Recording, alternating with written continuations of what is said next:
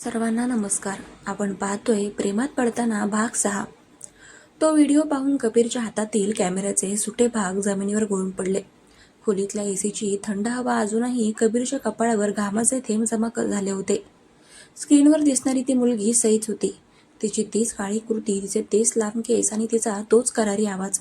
पण शब्दांमधलं ते विष कबीरचं काळीच चिरडून टाकत होतं. कबीरला असं अडकवलं की त्याला कधीच समजणार नाही की मूळ आयडिया कोणाची होती. कबीरने तोच व्हिडिओ पुन्हा पुन्हा आणि पुन्हा पाहिला. प्रत्येक वेळी सईचा तो चेहरा आणि त्या नोटांचे पुडके त्याच्या डोळ्यांसमोर नाचत होते. त्याच्या डोक्यामध्ये विचारांचे इतके जोरात थैमान सुरू झाले होते की त्याला श्वास घेणं कठीण झालं. ज्या मुलीसाठी तो स्वतःच्या बापाशी लढला, ज्या मुलीला जेलमधून बाहेर काढण्यासाठी तो वांद्रे टर्मिनसवर रेल्वे ट्रॅकवर धावला, जिने कालच त्या कॅम्पसमध्ये मिठी मारून थँक्स कबीर म्हटलं होतं, ती मुलगी प्रत्यक्ष त्या संपूर्ण खेळाची मुख्य सूत्रधार म्हणजेच मास्टरमाइंड होती. नाही, हे शक्यच नाही. कबीर ओरडला आणि त्याने टेबलवर असलेला पाण्याचा ग्लास जोरात भिंतीवर फेकून मारला. काचेचे तुकडे खोलीवर पसरले. एका बाजूला त्याचा इगो आणि त्याचा राग त्याला सांगत होता की सईने त्याचा वापर केला, पण दुसऱ्या बाजूला त्याच्या मनाचा एक कोपरा ओरडून सांगत होता की सई अशी असूच शकत नाही. त्या रात्री कबीरच्या डोळ्यांची एक पापणीही मिटली नाही. तो खोलीत येरझारा घालत त्या अज्ञात नंबरचा माग काढण्याचा प्रयत्न करत होता, पण तो नंबर आधी स्विच ऑफ झाला होता. दुसऱ्या दिवशी सकाळी मुंबईमध्ये पुन्हा ढग दाटून आले होते. कॉलेजच्या कॅम्पसमध्ये कालच्या राड्यानंतर एक वेगळी शांतता होती. रोहन जेलमध्ये गेल्यामुळे कबीरच्या ग्रुपमधील इतर मुलं गप्प होती. सई नेहमीप्रमाणे तिचा पांढरा लॅपटॉप घेऊन कट्टा कॅन्टीनच्या त्याच खिडकीपाशी बसली होती. तिच्या चेहऱ्यावर एक निवांतपणा होता, जणू तिच्या डोक्यावरचं खूप मोठं ओझं उतरलं होतं. तिने राजू भैयाला हाक मारली. राजू भैया, आज आले चहा नाही? आज मला कबीरची ती कडू ब्लॅक कॉफी प्यायची आहे, घेऊन या. तिने मागे वळून पाहिलं तर कॅन्टीनच्या दरवाजातून कबीर आतमध्ये येत होता. पण आजचा कबीर वेगळा होता. त्याच्या अंगावर तेच लेदर जॅकेट होतं, पण त्याच्या चालण्यामध्ये कालची काळजी नव्हती, तर एक भयानक गोठवून टाकणारी शांतता होती. त्याचे डोळे पूर्णपणे काळे आणि निर्विकार झाले होते. तो सरळ सईच्या टेबलपाशी आला. सईने त्याच्याकडे बघून एक खूप सुंदर आणि गोड स्माईल दिली. हाय कबीर, ये ना, बस. मी आज तुझ्या आवडीची ब्लॅक कॉफी मागवली आहे. खालच्या सगळ्या धावपळीनंतर आज जरा शांतता वाटतेय ना? कबीरने तिच्याकडे पाहिले. तिचं ते निष्पाप हसू पाहून कबीरला क्षणभर वाटलं की आत्ताच्या आत्ता तिचा गळा दाबावा. तो तिच्या समोरच्याच खुर्चीवर बसला. त्याने त्याचे हात टेबलवर ठेवले आणि सरळ तिच्या डोळ्यामध्ये पाहत म्हणाला, शांतता? हो सई, शांतता तर आहेच, पण कधी कधी वादळापूर्वीची शांतता जरा जास्तच भयंकर असते, नाही का? सईचा हसरा चेहरा थोडा गंभीर झाला. कबीर, काय झालंय? तू काल रात्रीपासून नीट झोपला नाहीस का? तुझी दाढी वाढली आणि डोळे बघ किती लाल झालेत. ती काळजीने त्याचा हात पकडणार होती, पण कबीरने झटका देऊन स्वतःचा हात मागे घेतला. माझ्या काळजीचं नाटक बंद कर सई पटवर्धन. कबीरचा आवाज एकदम खालच्या पट्टीतला पण कमालीचा हिंस्र होता. कॅन्टीनमधल्या काही मुलांचं लक्ष त्यांच्याकडे गेलं. नाटक? कबीर, तू काय बोलतोयस? मी कसलं नाटक करते? सई थक्क झाली. कबीरने खिशातून त्याचा फोन काढला. तो व्हिडिओ सुरू केला आणि स्क्रीन थेट सईच्या तोंडासमोर धरली. हे बघ, आणि आता मला सांग की हा तुझा जुळा भाऊ आहे, ही तुझी जुळी बहीण आहे की तू स्वतः आहेस? सईने स्क्रीनकडे पाहिलं. व्हिडिओ सुरू झाला. ती लॅबमध्ये उभी होती. समोर तो माणूस होता. ती त्याला पैसे देत होती आणि तिचे ते वाक्य ऐकू आले. ते वाक्य ऐकता सईच्या हातातील पेन खाली पडला. तिचा चेहरा क्षणामध्ये पांढरा पडला. तिचे ओठ थरथरायला लागले. ती कबीरकडे पाहू लागली. तिच्या डोळ्यामध्ये प्रचंड धक्का आणि अविश्वास होता. कबीर, हे हे जे दिसतंय ते खरं नाहीये.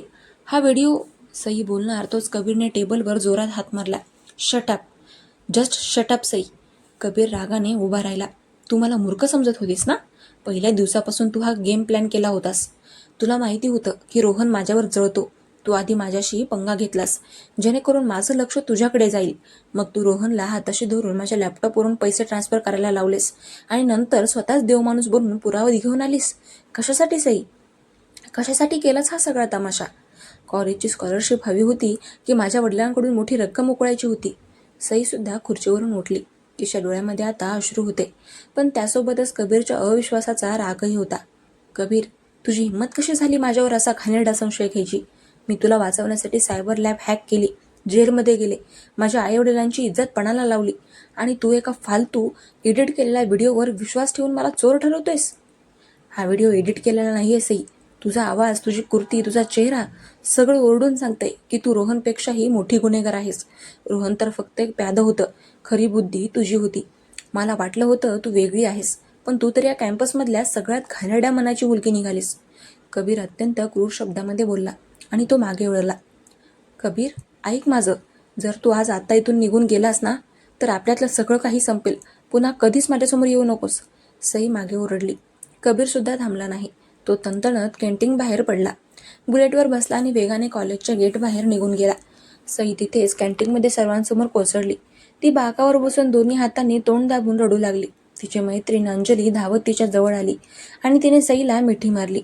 सई, काय झालं ग? कबीर असा का ओरडत होता? सई रडत रडत फक्त एवढंच म्हणाली, त्याने त्याने माझ्यावर संशय घेतला अंजली. ज्या माणसाला मी माझं सर्वस्व समजून वाचवायला गेले, त्याने मला एका सेकंदात कचऱ्यासारखं फेकून दिलं. आता मी त्याला कधीच माफ करणार नाही. पण या सगळ्या नाटकाच्या मागे तिसराच एक खेळ सुरू होता. कॉलेजच्या टेरेसवर पाण्याच्या टाकीमागे एक मुलगा उभा होता. त्याच्या हातात फोन होता. तो दुसरा तिसरा कोणी नसून सुमित होता, रोहनचा दुसरा मित्र, जो माफी मागताना मागे उभा होता.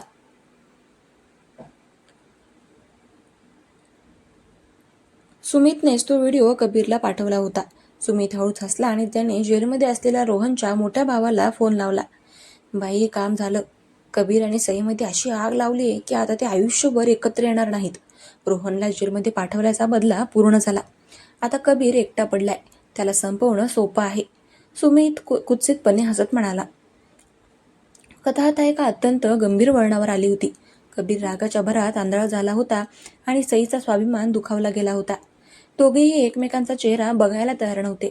कॉलेजचे दिवस सरत होते. फेस्ट जवळ येत होता. पण जॉईंट प्रेसिडेंट असलेल्या या दोघांमध्ये पूर्णपणे अबोला होता. मीटिंगमध्ये दोघे शेजारी बसायचे, पण एकमेकांकडे पाहतही नव्हते. असाच एक आठवडा निघून गेला. एक दिवस सई तिचं काम संपवून संध्याकाळी 7 वाजता कॉलेजच्या मागच्या गेटने बाहेर पडत होती. तिथे स्ट्रीट लाईट्स कमी होते आणि अंधार होता. अचानक तिच्या समोर एक काळ्या रंगाची व्हॅन येऊन थांबली. व्हॅनमधून 3-4 तोंड बांधलेले गुंड बाहेर पडले.